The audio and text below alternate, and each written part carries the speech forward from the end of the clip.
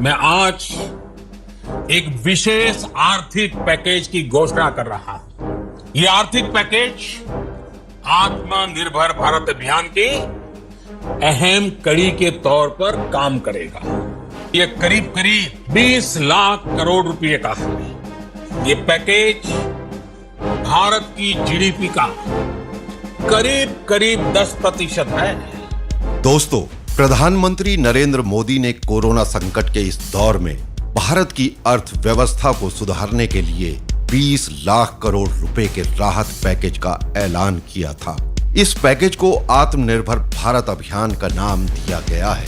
ये पैकेज मुख्यतः किसानों, लघु उद्योग और एमएसएमई के सशक्तिकरण के लिए है। प्रधानमंत्री नरेंद्र मोदी का कहना है कि इस बड़े राहत पैकेज से भारत में लोगों को कामकाज करने की सुविधा उपलब्ध कराई जाएगी और ये कोशिश की जाएगी कि अगले कुछ सालों में भारत अपनी जरूरत की अधिकतर चीजों के लिए खुद पर निर्भर हो जाए। इसी वजह से इस अभियान का नाम आत्मनिर्भर भारत अभियान रखा गया है। आत्मनिर्भर भारत अभियान एक ऐसा अभियान है, एक ऐसा नया सफर है जिसमें लीडरशिप है, काबिलियत है और इसके साथ साथ हमारा और आपका बल्कि समस्त भारतवासियों का कुछ कर गुजरने का जुनून है।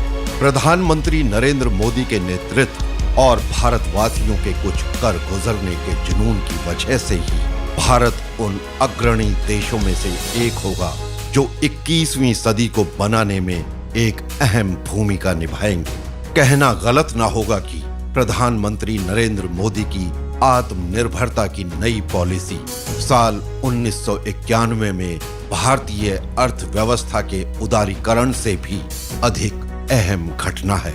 आत्मनिर्भर भारत अभियान आखिर क्या है? ये कैसा सफर है? आइए आज इसी सफर पर निकलते हैं और इसके बारे में जानने की कोशिश करते हैं। दोस्तों, कुछ ही दिनों पहले प्रधानमंत्री नरेंद्र मोदी ने कोविड-19 महामारी से पहले तथा बाद की दुनिया के बारे में बात करते हुए कहा था कि 21वीं सदी के भारत के सपनों को साकार करने के लिए देश को आत्मनिर्भर बनाना जरूरी है। प्रधानमंत्री ने इस बात पर बल दिया था कि भारत को कोविड-19 महामारी संकट को एक अवसर के रूप में देखना चाहिए। ये एक ऐसा अवसर है कि जब हम अपने देश को आत्मनिर्भरता की दिशा में ले जा सकते हैं। यहाँ ये जान लेना जरूरी है कि वर्तमान वैश्वीकरण के युग में आत्मनिर्भरता यानी कि सेल्फ रिलायंस की परिभाषा में बदलाव आया है। आत्मनिर्भरता आत्म केंद्रित यानी कि सेल्फ सेंटर्ड होना नहीं है।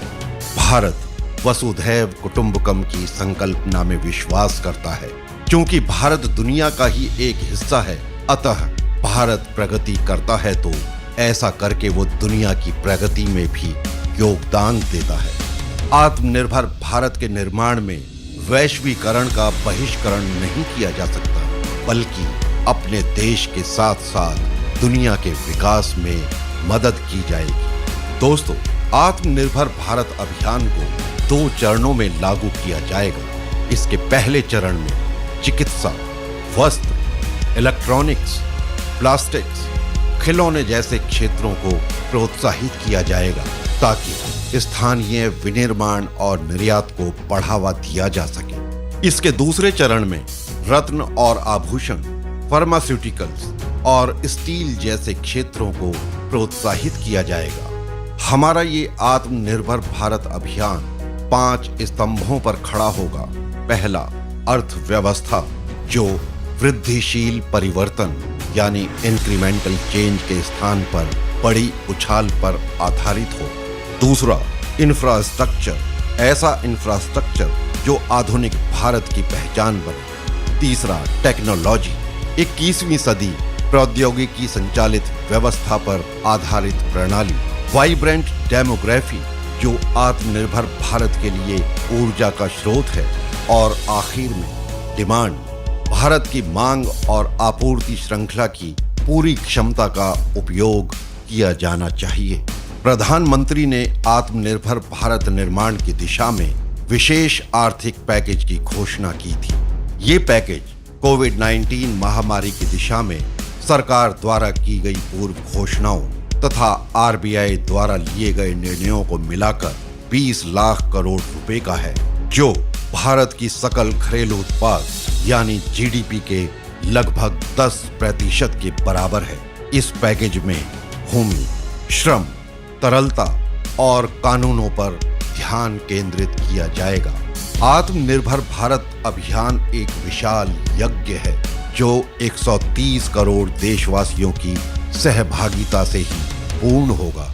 इसके लिए हमें लोकल की खातिर वोकल होना होगा और देश में निर्मित सामानों के उपयोग का संकल्प लेना होगा।